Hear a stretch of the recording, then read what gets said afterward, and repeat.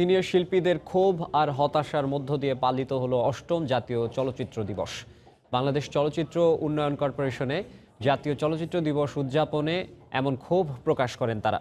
তারকা শিল্পীদের অনুপস্থিতিতে পালিত হলো দিবসটি। তবে বাংলা চলচ্চিত্রের দুরবস্থার জন্য বিদেশি সিনেমা আমদানিকে দায়ী করেছেন তথ্যমন্ত্রী হাসান মাহমুদ।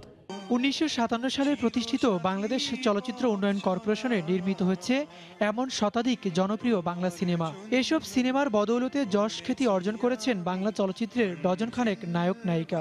এবিসি থেকে উঠে আসা এসব অভিনেতা বা অভিনেত্রীরা এখন আর চলচ্চিত্র কর্মীদের খোঁজখবর রাখেন না বলে অভিযোগ করেছেন সিনিয়র শিল্পীরা। আমাদের শিল্পীরা কোথায়? আমি নাম ধরে বলতে পারি।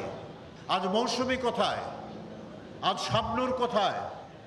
আজ ওমর সানি কোথায়? এরকম আমি আরও 30টা নাম নিতে পারি। আপনারা সবাই কিন্তু এই চলচ্চিত্রের থেকে আজ স্টার হয়েছেন, অভিনেতা হয়েছেন, অনেক কিছু হয়েছেন। আপনাদের কাছে কার্ড পাঠালে যথেষ্ট নয়। অতীতের দুঃখ কষ্ট ভুলে কি নাই আমার পেটে ভাত আছে কি নাই ভেবে আমরা কষ্ট না পেয়ে এই দিন আমরা প্রাণ খুলে আনন্দ করি। কি তা রাজি আছেন আপনারা? একটা দিন অন্তত করেন প্রাণ খুলে আনন্দ।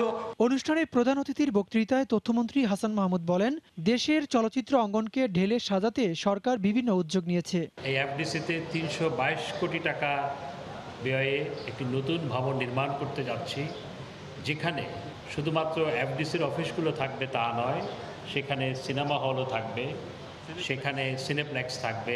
জাতীয় চলচ্চিত্র দিবস উপলক্ষে এফডিসিতে র্যালি, রক্তদান কর্মসূচি ও আলোচিত বাংলা সিনেমার প্রদর্শনীয় ছিল।